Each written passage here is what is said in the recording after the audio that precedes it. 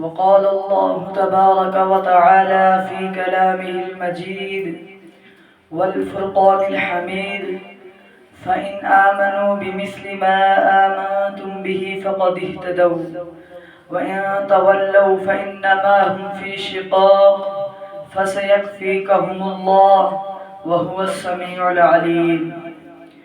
رسول مجتبی کہیے، محمد مصطفیٰ کہیے، رسول مجتبی کہیے، محمد مصطفیٰ کہیے، خدا کے بعد بس وہ ہے، پھر اس کے بعد کیا کہیے۔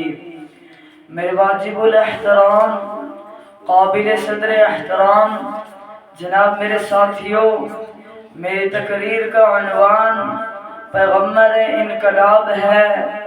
آج کافی طویل عرصہ کے بعد اس پیغمبر انقلاب کانفرنس میں شرکت کرنے کا موقع مل رہا ہے۔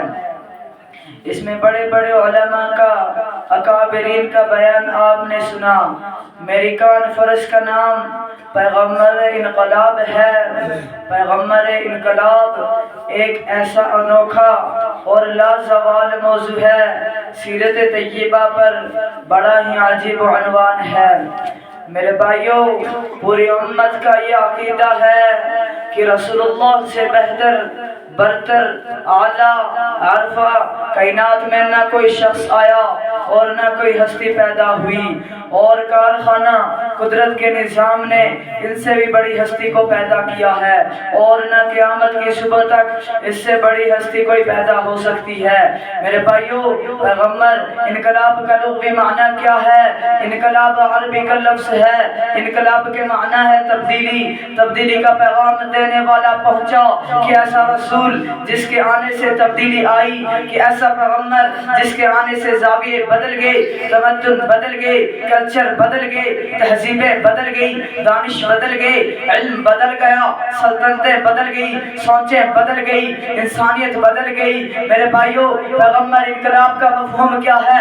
کہ ایسا پیغمبر جس نے انسانوں کو بدلا، حیوانوں کو بدلا، جماعتات کو بدلا، نباتات کو بدلا، زمانے کو بدلا، ملکوں کو بدلا، قوموں کو بدلا، ذہنوں کو بدلا، بادشاہوں کو بدلا، فقیروں کو بدلا، غریبوں کو بدلا، امیروں کو بدلا، بیواؤں کو بدلا، یتیموں کو بدلا، امیروں کا بدلا۔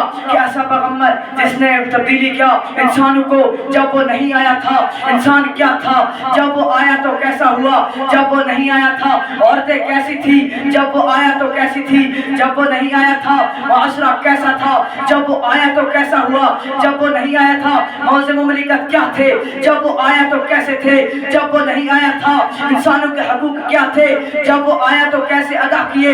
یہ کیا ہے؟ یہ پیغمبر انقلاب ہے۔ آج ہم نے دیکھنا یہ ہے کہ ہمارے نبی کے آنے سے انقلاب آیا ہے کہ نہیں۔ اگر ہمارے نبی کے آنے سے انقلاب آیا ہے، میرا نبی کامیاب۔ اگر میرے نبی کے آنے سے انقلاب نہیں آیا، نعوذ باللہ، میرا نبی کامیاب نہیں۔ انقلاب آیا ہے، کیا انقلاب کے بغیر ایسا ہو سکتا ہے؟ انسان پتھروں سے سر اٹھا کے عرش پہ پہنچا، فرش سے سر اٹھا کے خدا کے دروازے پہ پہنچا۔ یہ کیا ہے؟ یہ پیغمبر انقلاب ہے۔ انسانیت کفر سے نکلی، معصیت سے نکلی، تکبر سے نکلی اور عاجزی کے اندر آئی۔ یہ پیغمبر انقلاب ہے۔ اگر بادشاہوں کے ارادے بدل گئے، ان کے ظلم مٹ گئے، تو سمجھ لو کہ انقلاب آیا ہے۔ اگر رنگ کے بغیر ذہن بدل گئے، بولیوں کے بغیر ذہن بدل گئے، علاقوں کے بغیر ذہن بدل گئے، تو سمجھ لو کہ انقلاب آیا ہے۔ مورتیوں کو سجدہ کرنے والوں نے یہ بھی کہا، سیدنا عمر فاروق نے کہا، ہجرہ اسود سے کہا کہ اے ہجرہ اسود، میں تجھے کبھی نہ چومتا۔ کیا اگر رسول اللہ کو تجھے چومتا ہوا نہ دیکھتا؟ کہ اس عمر نے کہا تھا جو کچھ عرصہ پہلے بتوں کو سجدہ کیا کرتا تھا۔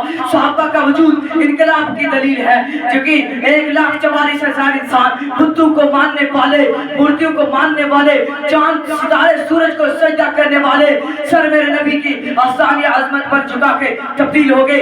ایمان آیا ہے۔ یہ انقلاب لایا کون؟ حضور انقلاب لائے ہیں۔ شیعہ کہتا ہے انقلاب نہیں آیا، یعنی جن لوگوں نے کلمہ پڑھا تھا، اوپر سے پڑھا تھا، اندر سے نہیں پڑھا تھا، سچے دل سے ایمان نہیں آیا تھا، لیکن ایمان آیا تھا۔ سارے صحابہ مرتد تھے، نعوذ باللہ، سارے صحابہ مرتد تھے۔